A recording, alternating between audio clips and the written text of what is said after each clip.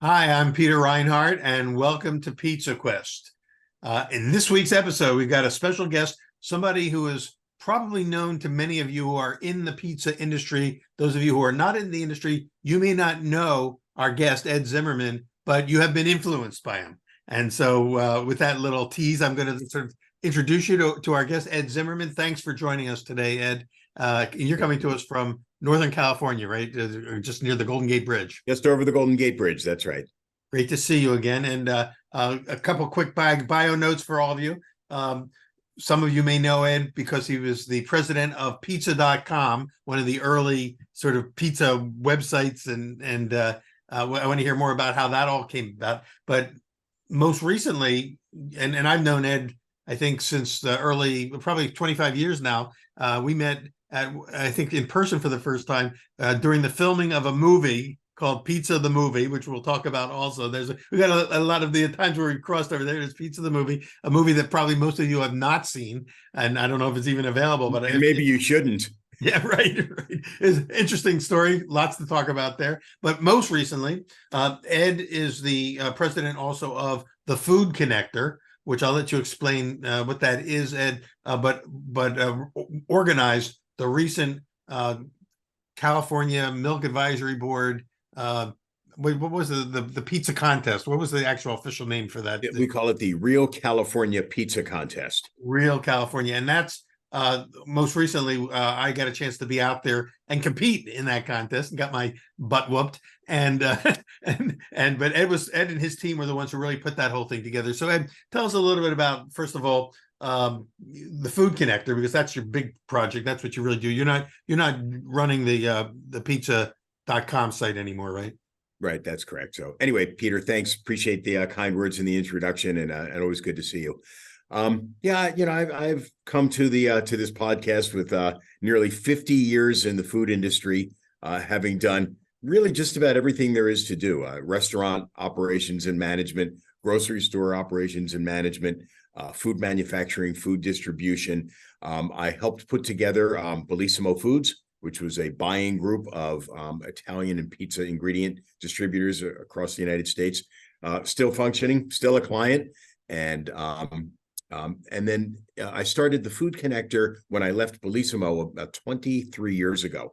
And what I had seen throughout my career was lots of small and mid-sized food manufacturers and food distributors who had some sort of differentiated product or service, but they didn't really know how to market it. We're all in the food business, right? The solution to most problems is get up half an hour earlier tomorrow. And at some point, that theory falls apart. Somewhere around hour 18. Yeah. Working harder is no longer the path to success. And what I had seen was that companies didn't really know how to use marketing. They certainly didn't know how to use the internet and technology and the power of all of those tools to get their messages out. And I came to the industry in the days when the sales were all done by taking samples out to restaurants, knocking on doors, asking for the chef, getting thrown out of 90% of the places that that you walked into. And and what we do is, as I said, harness the power of digital, and we work on behalf of about 50 different companies for in food manufacturing, food distribution, and then what we call kind of allied services. So things like the California Milk Advisory Board, that are supporting the industry. And we've got a team of 19. We're across the United States, and this is a dream job for me. When I started, it was just me, and I thought, well, I'll help out some guys I know, and I don't think that I really thought that we would become the company that we are today, but I'm proud that we are. I'm really proud of our team, and we're doing really great work, out there in the industry. Yeah, I mean, marketing is maybe, unless you're in marketing, it's a very little understood concept. But the one thing I know about marketing is because when I had my bakery and my restaurant, a consultant said to me, "Listen, there's one thing you need to know. Your business is 10% product and 90% marketing. And if you don't get marketing, it doesn't matter how good your product is."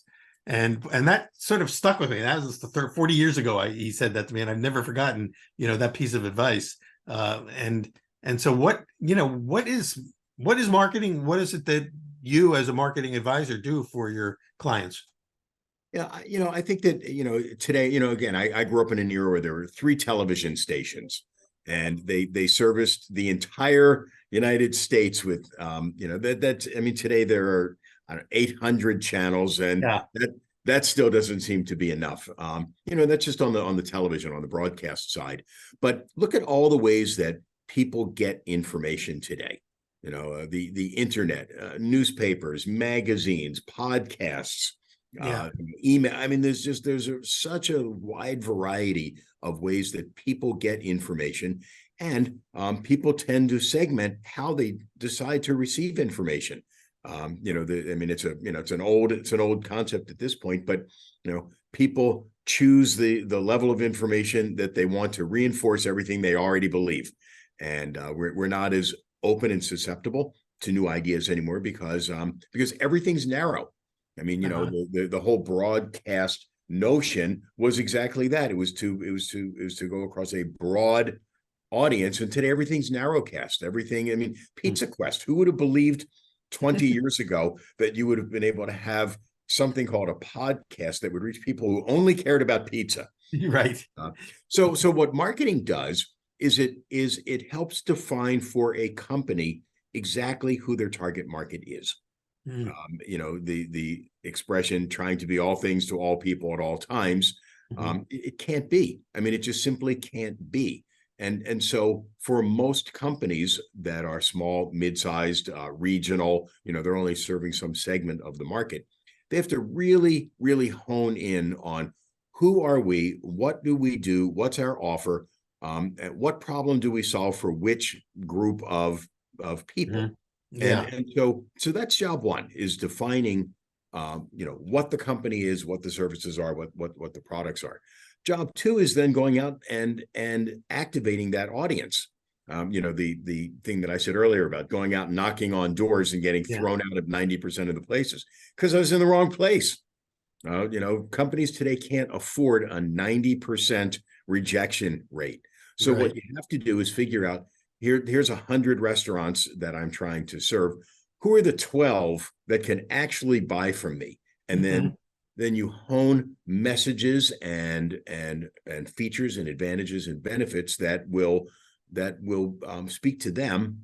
You deliver those messages to them so that they get activated, and then you get them to try, part 3, to take an action on that. The call to action, which either means picking up a phone, completing a contact form, filling out a survey, clicking yes, going and placing an order, whatever that thing is. So that's marketing in a nutshell, is defining the company, finding the right customer base, and then getting them to call to action and take an action. So, obviously you do a lot of work in the pizza sector, but your services extend well beyond the pizza realm, right? You've got clients that have nothing whatsoever to do with pizza, because marketing is marketing. It's the principles. Well, I mean, yes and no. Yes, too. We have lots of clients in things outside of pizza, but yes and no. I would say that we are a product of marketing. That if you look at the quote ad agency side of the business, which I don't think of us as an ad agency at all. We're marketing services. What we really are is a fractional chief marketing officer. You get that $150,000 a year senior vice president of marketing with an MBA, but you only get them 8 hours a month because that's really all you need for most small companies. But what the point I was trying to make is, we don't try to market ourselves to everyone, not even everyone in the food business. I mean, the narrowing for us is that our market are companies, primarily food service, who are working to sell to restaurants. So whether they're manufacturers selling direct, they're distributors selling direct, they're the California Milk Advisory Board that's trying to influence restaurants directly.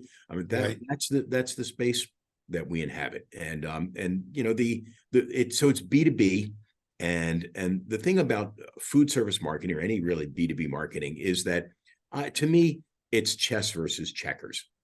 B2C marketing today, because of the thousands of ways that consumers can get messages, it's all checkers. I mean, every single day you have to have a tweet or a TikTok or a coupon code, and the consumer's fickle. They're very fickle. They say, okay, I only buy Crest toothpaste. They walk into Costco, all they have is Colgate. Buy one, get one. Great, I'm buying Colgate. And that's not the world that we inhabit. The world that we inhabit is one where a food manufacturer is looking for, let's say a frozen pizza manufacturer is looking for a new pepperoni or a new cheese. And so they go out and they scour the universe and they look at all the different types of companies that can serve their needs. They request samples. They do focus groups. They test product. Not only hot, but 6 months later after it's been frozen. It's the consumer focus groups. It's a long, arduous, intense process. And at the end of that, they select a company, hopefully the one that we're doing the marketing for. Yeah. And they're going to typically sign a 3 or 5 year deal because they don't want to go through all of that again. So that, so it's chess. It's a long game. It's about positioning companies as subject matter experts so that when those R&D scientists say, who has the best pepperoni, tomato sauce, cheese, whatever it happens to be, and they start seeing information from us in an article about, different things that we may be trying to get out into the marketplace, that they say, that's the company that we want to talk to when we have an RFP. So long game. Yeah, so if I'm understanding correctly, the difference between doing business to business as opposed to business to consumer is essentially, and then your company focuses on the business to business or B2B sector, and you're not focused at all on how to when a company approaches you and says, how can I reach the consumers who shop at my local Safeway or Harris Teeter or supermarkets. That's not the thing you focus on. You're focusing on how can I help you connect with the right companies to either provide your ingredients or distribution services, or a number of things that we might be doing. So it's about building relationships and real relationships. I'm on LinkedIn. I was an early adopter of LinkedIn, and I'm sure this happens to everybody that's listening to this. Somebody sends you a request. Hi, I want to add you to my network. You look at and say, okay, they're in my industry. You click yes, and 5 seconds later, you get the offer. Hey, now that we have this relationship, I want you to sell my. That's not a relationship. That's a connection, but it's not a relationship. That's a hook. Yeah. So we're in the business of building meaningful relationships that add value. That we're educating the potential buyer long before we put the PO in their face. How do you do that? How do you build those relationships? What are some of the means by which you make those connections and solidify them? Well, as one example, as I said, subject matter expert. Who's providing the real information out there? The things that really matter, the things that are true. We used to say, back 1,000 years ago when I was in food manufacturing, we had a big mainframe computer, and we used to say jokingly, well, if it's on green bar paper, it must be true. For those of you under 30, you'll have to Google green bar paper. But if the computer spit it out on green bar paper, it must be true. And that's the internet. Well, I saw it on Yelp. That must be true. Yeah. And so we all know that may not be true, and misinformation, disinformation, call it whatever you will. We're in the business of being the truth tellers, of telling sometimes the uncomfortable truth, but this is what's real. These are the real issues that you're going to face in making whatever the decision is, whether it's product or service or directional or that type of thing. So I think that's a thing that we do. I think that for us, value added is, then I would say the name Food Connector wasn't an accident.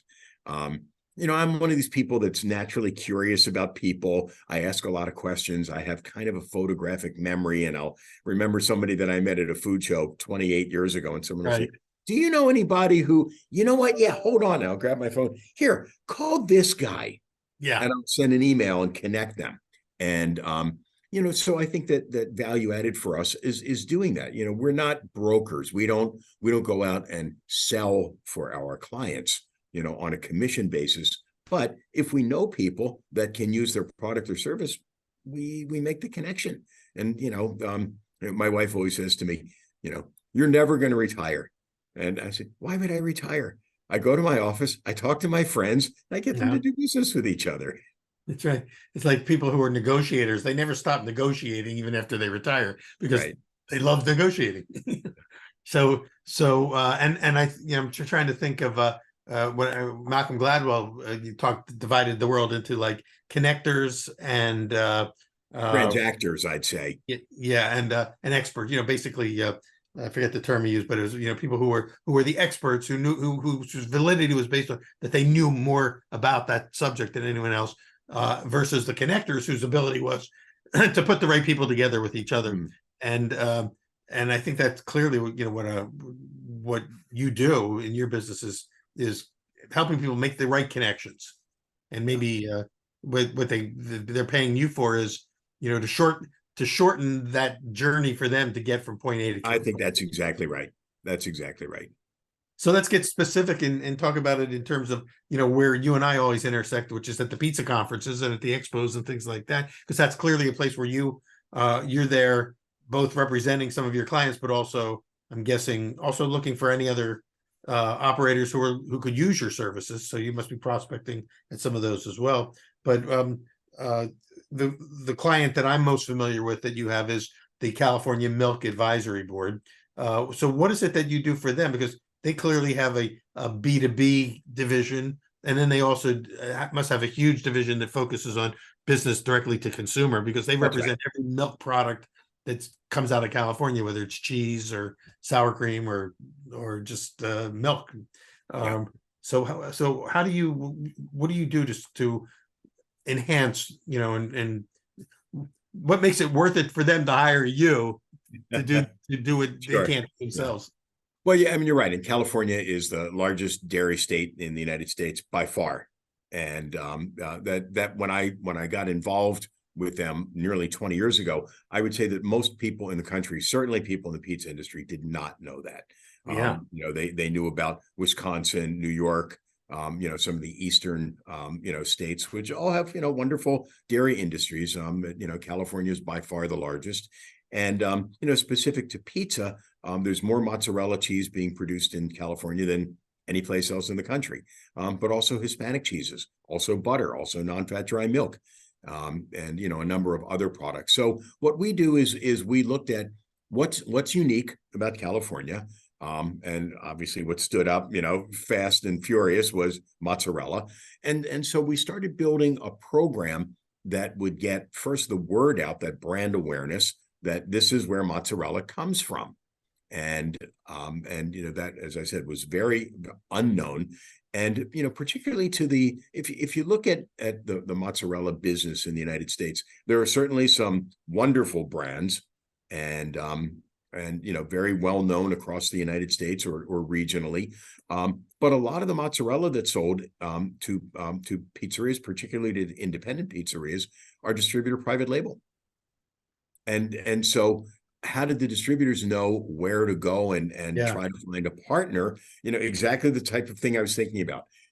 How are we going to do testing? How are we going to do, supply chain, advancements and, all of those things. I mean, and so a lot of it in the early stages was about getting distributors and, the buying people at the, national and regional distributor level to see that California was where mozzarella came from. And so we helped support all of those programs and launches and that type of thing. In the early years, we partnered with a national distributor who put California mozzarella in 42 states.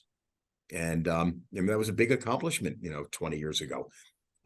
Today, more of our work is really with the operator, the Pizzaiolos, and others that are looking for those types of products. And what I always say about California products is that mozzarella, cheddar, butter, I mean, they all have what's called a standard of identity.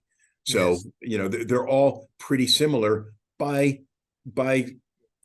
federal decree. Yeah. They must hit these sorts of things. So there's only so much, from a chemical point of view that you can do and still call a product butter or cheddar or, whatever it happens to be. So it comes down to performance characteristics. And I say for food service, it comes down to consistency.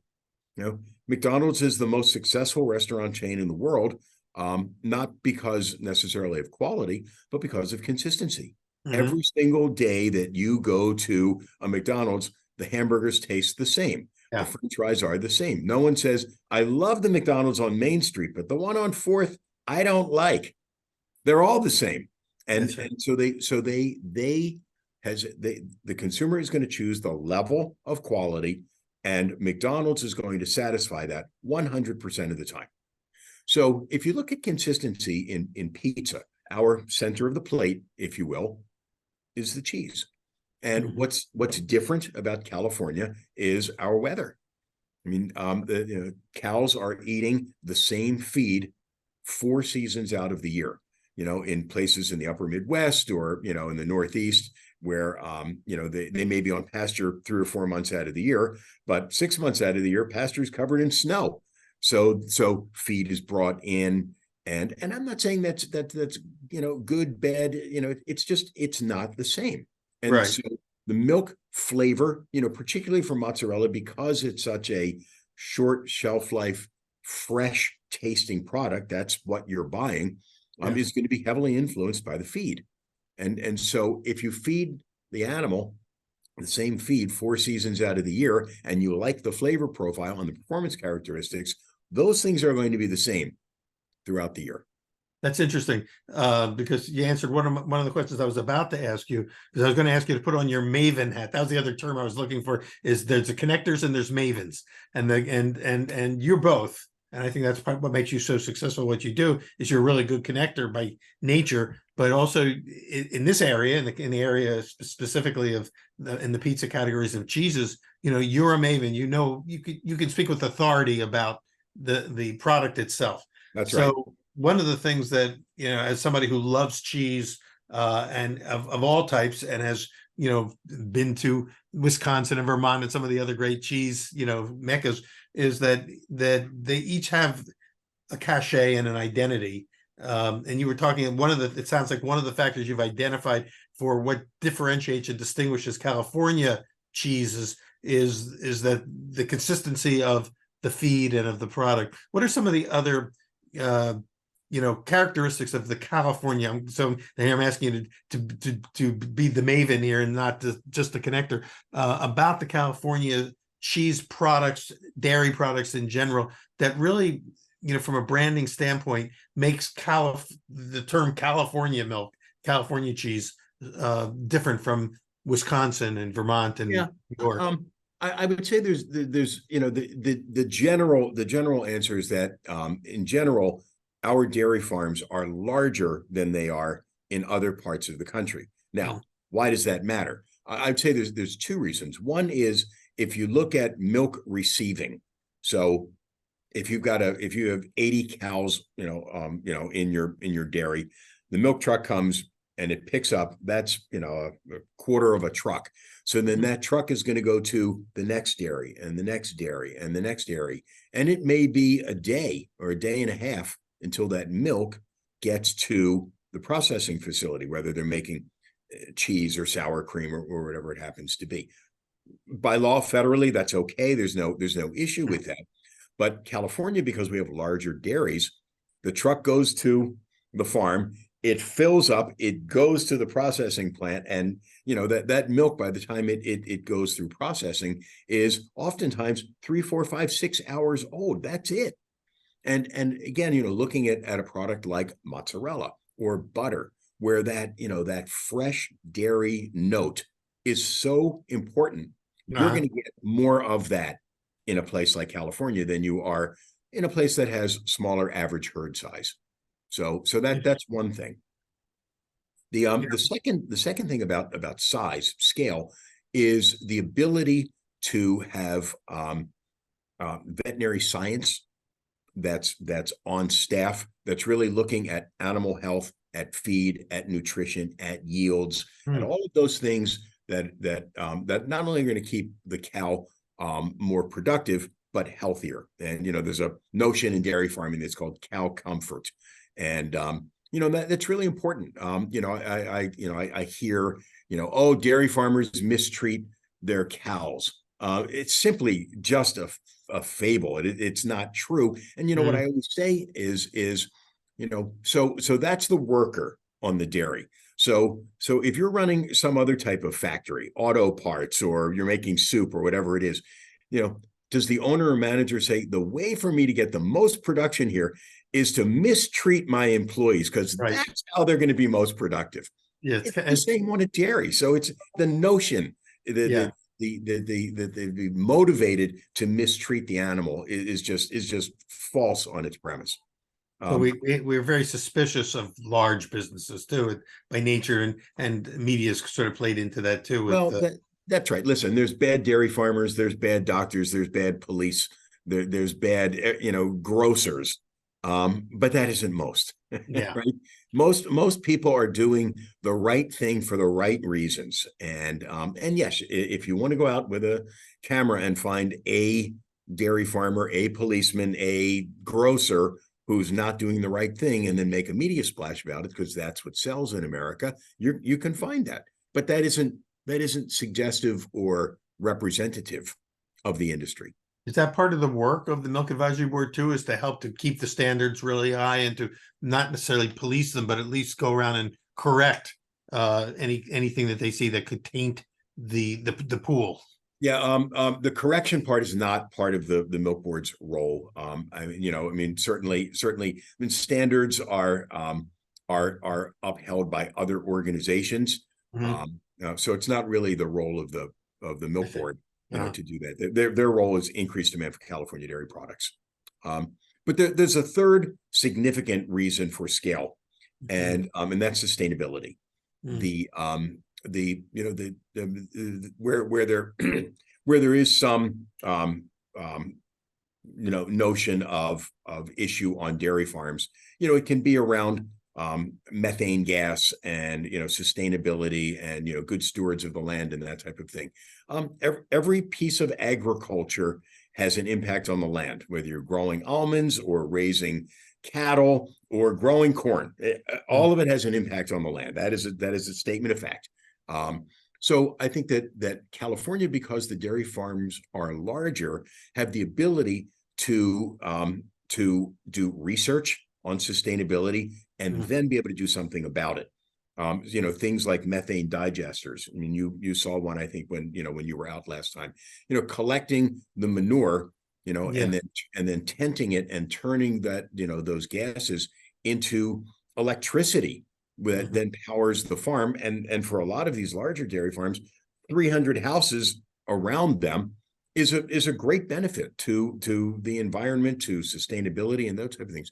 But you really have to have a large enough farm. If you have that 80 cow dairy, it's just not enough scale, to overcome the initial investment, to do something like a methane digester. But there are other things. There's other things that the milk board does educationally about sustainability, water use and that type of thing, where we do a lot of research around those issues and then share that research with our dairy farmers. Oh, that's good. One thing that I think of when I think California cheese, because I lived in California for a long time a long part of my life, and I love California products in general, but certainly California cheeses is the sheer variety of cheeses, the numbers of types of cheeses. It's like any cheese you can think of that was made famous in some other part of the world is also being made in California. Whether on a small scale or large scale. I mean, nothing as big as mozzarella, but you can find pretty much every type of cheese, in California. Shakespeare said there's nothing new under the sun, right? So, right. yeah, And California is kind of like it's an amalgamation of, of the best of everything you can find in the best of the world can be done in California because of the conditions, because of the land, the proximity to the ocean. And I would also say because of the population, dairy products, by their nature, traditionally have all been about local consumption. and with 40 plus million people here within a couple of hours drive, I mean there's demand, right? So I'm an economist by training. I always have to apologize to others about that, but there's the demand side of the equation. So the supply is naturally going to rise, and it's naturally going to rise in an area, because of perishability and and those type of things that is nearby. So that's driven a lot of the variability, of California dairy products. Yeah, well, it's cool that you've got. First of all, it's great for you that you've got a client as large as California Milk, the CMAB. Before we run out of time, let's talk a little bit about the contest that you came up with for the board that that they've been running for the last 5 years. The Real California Pizza Contest. Sure. Well, so if you wanted to find out information about the milk board, the domain is realcaliforniamilk.com. So this notion of real has been part of the marketing of California dairy products for many, many, many years. And does that go back to those commercials that I remember seeing of the real California cows or something like that? Yeah. So it's that milk's a real product. It has real nutrition. It has real attributes, that are good and healthy for a good and stable diet. So of course, we wanted to play on the word real. And when we saw that, of course, California was #1 in mozzarella, we said, well, what if we had a pizza contest? And so the natural name for it, of course, was the Real California Pizza Contest. And we held the first one 5 years ago. And we break them. So we have, let's say, 3 categories. And what we ask pizza chefs to do is submit recipes in one of 3 categories. Mm-hmm. We've tweaked those categories over the years to try to have it be the best contest and the thing that's most interesting for for everyone else. And so this year the 3 categories were CalMex, which was another invention that that we looked at. Everyone knows what Tex-Mex is. Yeah. 5 years ago, we said, well, California Mexican food is different. It's lighter. It makes better use of vegetables and the other things that are known in California. So so a meat lover's pizza, though delicious, wouldn't be a CalMex pizza. Mm-hmm. So right. Because we're #1 in the production of Hispanic cheeses, how do we take these authentic cheeses that come from our southern neighbor that we share so much with, not only a border, but lots of people that go back and forth and influences and that type of thing. How do we take these great Hispanic cheeses and pair those with what other products from California? So that was CalMex. We do a Real Californian, and then also a plant forward, similar idea. The Real Californian was the category I entered in. Yeah. Because there's something that said, I'm guessing that the way to, I would say, if someone said, why did you do that category? I said, well, the whole idea is to celebrate. What do you think of when you think of California? Whether it's fresh, whether it's, vibrant flavors or, something, because there is something called California cuisine where that's right. Maybe 30 years ago influenced the whole rest of the country. And it was all about fresh farm to table. And if you want to drive this back to pizza, California Pizza Kitchen, which obviously was born here, they had this notion first that it wasn't going to just be the meat lovers pizza, but that they were going to really look at the fresh vegetables and that type of thing. And the invention that they brought to the market was barbecue chicken pizza. That's right. The idea of not tomato sauce, traditional, but a barbecue sauce, and then pairing that with chicken, with red onions, with cilantro. Right. I remember the first time I it was like barbecue chicken. It's like, what's obviously delicious, obviously has caught the attention of lots of pizza chefs and, more importantly, consumers. And you'll find barbecue chicken pizza across the country. But yeah, it was a California invention. Yeah, and it kind of blew the lid on what pizza could be. That pizza is not just an Italian product. It's not just sauce and cheese. It can be it's dough with something on it, and that something on it could be international. It could be, inventive. It could be anything you want it to That's be. right. Pizza's a platform, and Platform. Exactly. and it's not unique. And there are other quote flatbread type products Yeah. throughout the world. Naan would be another example, or Ethiopian cuisine. They have these injera bread where you use so it's a universal type of thing, to have a some sort of platform, and yeah, and so I think that what California Pizza Kitchen, and I would say California in general, brought to the pizza world was the notion that pizza doesn't just have to be plain or pepperoni, Mm-hmm. that you could be inventive, bring the chef part of pizza Yeah. chef. And certainly that's what you did, with using fresh figs, Yeah. on yours, and and pairing you know, bacon and figs. I mean, it's a fantastic. Well, what I loved about uh, having sort of access to this, you sent out a list of all the different cheeses that could be available to those of us who are entered, and I think, and backing up just for a second, this contest was available only to professionals. It wasn't a home cook That's event. You that's had to correct. I'm be glad either you in said the that. industry or in education. So I qualify. I'm a consultant to the industry, so I qualified there. But also, I'm an educator, and I've got students, and so culinary students could also enter theoretically. But most of Right. the people who entered are professional pizza operators. I was up against when I got there, and I realized I'm up against 11 other finalists, all of whom are pizza professionals who do it every single day, That's right. and uh, so I felt like I was in the deep end right from the start.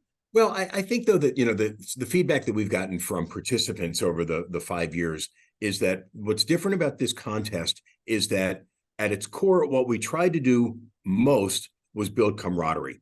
Lots of contests are, it's a blood fest, right? Who can climb to the top of the mountain while killing, everyone around them. And that's not what we wanted to do. We wanted to build Survivor. camaraderie, and the notion of working together, and that type of thing. Also, I'd say a California concept. And Yeah. and what comes out of it is a recipe book. Yeah. And you can get that recipe book on realcaliforniamilk.com/food service. And we've had several thousand people download the recipe book. And the thing about cooking, and I have a baking background. I was in the wholesale bakery business for That's 15 right. years. Yeah. Cooking is art, baking is science. So the underneath the dough is the science, Yeah. but on top is the art. And so to me, if I was a pizza chef, I would want to see that book, not because I want to know, does it get 1/4 cup of this or 3/8, but what were the flavors that were Yeah. mixed? And then Yeah. I'm going to do my own version. But like with yours, figs and bacon. Wow, boy, everybody loves that as a combination, right? Or so how do I'm going to have my own version of that. I don't necessarily need Peter's version of that. Well, in fact, you mentioned earlier about the barbecue chicken. Well, the winner this year, the grand prize winner this year, Bill Crawford, came up with a beautiful pizza, and his was a chicken themed pizza. It was and it was he was in the Cal-Mex category, if I'm not mistaken, That's because right. he marinated his chicken in tequila. That was his secret trick that he did, and I thought that was pretty ingenious, and his pizza was delicious. It looked like the presentation was beautiful, and it looked almost like what you could imagine a taco if it were a pizza, with because it had the sliced lime wedges on the for Yeah. garnishing and everything else. But it had this wonderful chicken, and then of course its use of 3 or 4 different California cheeses to finish it off. But I thought that was a good example of Well, inventive. and I want to bring that back to marketing. So if you the intention of this is not to have some coffee table pizza. It's like, this is a pizza you should put on your menu and sell. Yeah. And here's the why behind that. If you're selling pepperoni pizza, right, commodity, every national chain has got a coupon on pepperoni pizza. So it's a race to the bottom. What's the cheapest that I can get pepperoni pizza for with my $2 coupon? The whole idea of everything in the restaurant business is, how do you get consumers to come, love you, tell their friends, and buy items on the menu that generate more gross profit than average? So here's the marketing part of that. So you've got this tequila marinated chicken. Imagine the description that you could have on the menu, tonight's special, drunken, chicken. It was a drunken chicken. That was the trick. Yeah. He wrote it in Spanish, but it was translated drunken chicken pizza. Yeah. Right. So then the consumer goes, boy, I'll bet that's fantastic. We'll have one of those. Not how much is it? We'll have one of those. There you go. Yeah. And so, if you look at the theory of menu engineering, which is the idea of driving the consumer to buy a product on the menu that is a higher gross profit, that's the winner. So instead of it being a $7 gross profit item, it's an $11 gross profit item. If you could get $4 extra out of every single meal that you serve in your restaurant, that's the key to success. The win right there. Well, you've been doing this for 5 years, which means that 5 times 3, you've have at least 15 winners, category winners over these 5 years. And that gives you enough critical mass to do something. Talk a little bit about what you're going to be doing this fall to celebrate that fact. Well, we actually haven't announced this, publicly, because we wanted to keep it, sort of under wraps. So I'm going to, well, this won't go out live for another month or so. So hopefully, then we should be great. So we're going to bring back the winners, all of the winners that we've had, and have a tournament of champions. And we're gonna allow them to. We're going to have them do 2 pizzas, one individually, one in a team. And the idea of the tournament of champions is these are the best of the people that we've had a chance to work with in the past. But it's really building on a camaraderie idea that so many of these pizza chefs have met there, stayed in touch over the years. They formed their own little community, and they call each other, hey, what do you do when, and so we want to bring them back and let them celebrate each other. And there will be a grand prize that I'm going to keep secret, because they don't even know what it is yet. And they would do it without a prize, but it's nice that it's also a prize. I honestly think they would pay us to come. Right. But we'll have the results of that upcoming, and it should be. And that's coming up soon. But in addition, the annual contest usually takes place sometime in the summer. Do you foresee that there will be another contest for people who are listening and they want to go, how can I enter? Will there be one in 2024? There absolutely will be. And we typically do the kickoff around the time of the Pizza Expo. Okay, so like Marchish or so. Yeah, and the process is you go online to Real California Milk /food service, and there's a registration form, and you have to fill out information about yourself. Again, your point that you have to be a professional chef, and yes, we vet that. We look, is there a Mikey's Pizza on 4th and Main? We actually look to make sure that's because you get a lot of entries, and then the judges have to sift through all the hundreds of entries that come in to pick the 12 finalists that you bring to California. Right.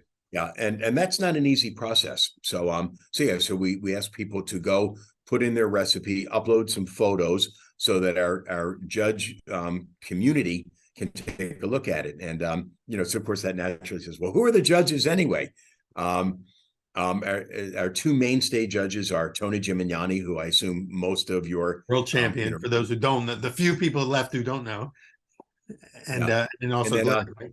Yeah, and then Glenn Sobolski, also a very well-known pizza executive chef and an educator. And then our 3rd judge every year is the grand prize winner from the year before. Yeah, which is nice. And which does 2 things. It celebrates them, and it keeps them the heck out of the contest. Yeah, right. What you don't want is one person who can win 4 years. Yeah, we're not trying to build a sports dynasty here, right? You bring him back for the tournament of champions, or her. So it was really fun. And you're right about the community. One of the things that I experienced when I was there is, how the camaraderie was great. Everybody's helping each other out. Everyone wanted to win, but at the same time, we were all colleagues.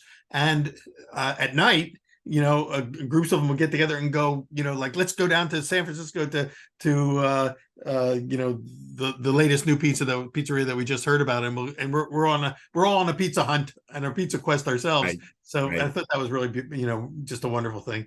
And it was a 2 wonderful days of pizza love, culminating in great championships. So we're just about at the end of our allotted time. So before we completely close it, we mentioned earlier at the very beginning that there is this movie that came out 20 years ago called Pizza the Movie, and just can you give everyone sort of a little capsule of what that movie was about and why we laugh every time we say the name Pizza the Movie? Yeah, the fellow who did it, he wanted to do a documentary, and he was a guy who did documentary films, and noticed that there was not a documentary about pizza. There was Mystic Pizza. There was some other At that time. Now, ever since then, there's been dozens of them, right. but back then there was none. Yeah. And his idea was really to go around the country and celebrate pizza. Where did this notion come from? And you might want to have me back for another version. I love the history of pizza in the United States, and I have a lot to say about it. I'm one of the very few people that you'll meet who's been in all 50 states, and I guess I've probably had pizza in certainly most of them. I don't know all 50, but pizza is where you grow up. It's what you grow up with, and pizza has evolved and devolved over this country in so many different ways. But anyway, this person wanted to go and find out the history of pizza. How did it happen in New York or South Carolina or whatever?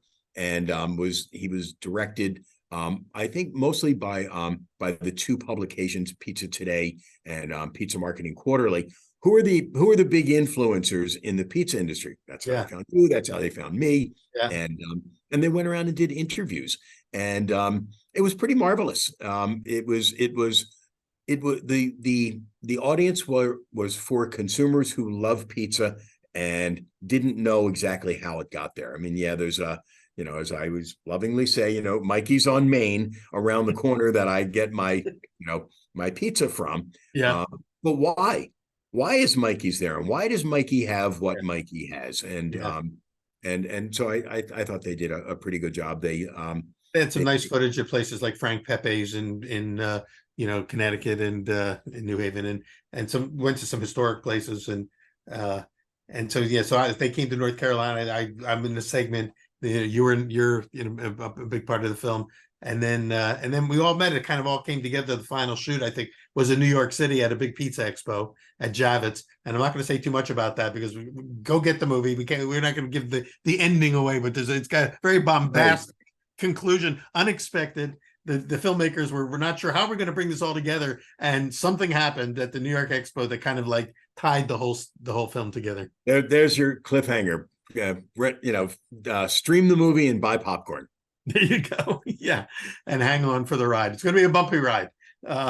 So Ed, thank you so much. We definitely do want to have you come back. We'll do a whole other episode sometime in the future where we just talk about this whole history of pizza, and you can share your travels and your own quest.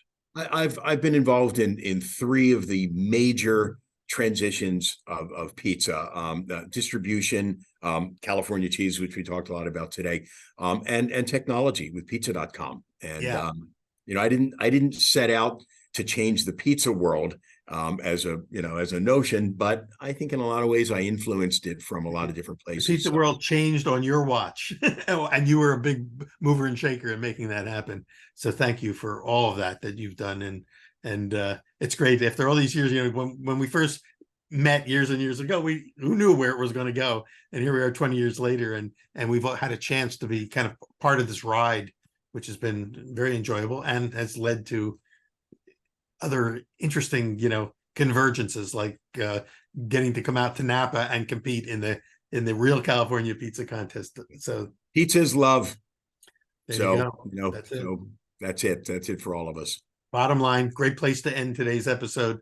Ed Zimmerman, thanks so much. Thank you, Peter. And folks, join us on the next episode of Pizza Quest, where we'll continue this never-ending search for the perfect pizza and all things that drive us somebody like Ed, who's been in the industry, would you say 40 years now?